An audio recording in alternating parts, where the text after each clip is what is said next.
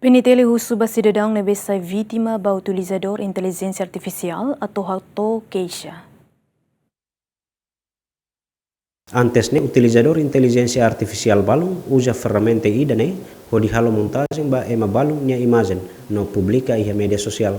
Tamane PNTL Husuba cidadão sira ne senti ofendido ho aktu idane ho di hato queixa. Comando Polícia Nacional de Timor-Leste hakar apelo ba cidadão hutu lilu utilizador ba produto internet aplikasi serna ba makagor law atu usa cuidado labele usa ba atu desfama ema ka hatun ema selfnya dinidade apelo segundo ba ema serna ba mak sinti ofendido bala law maluk ser seluk ne ba mak utiliza aplikasi serna iha internet kar sinti ofendido ma hato informação ba ami para ame hal processo ba ema sernebe halo edit emanya foto, video, kodi hamusu opinião público e a mídia social.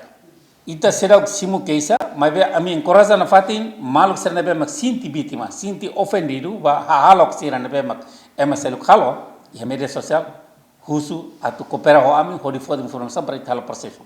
E segundo ne deputado sira he Parlamento Nacional Husuba governo ho di acelera processo com a criação lei cibernética ho di regula utilizador sira equipa cobertura ZMN.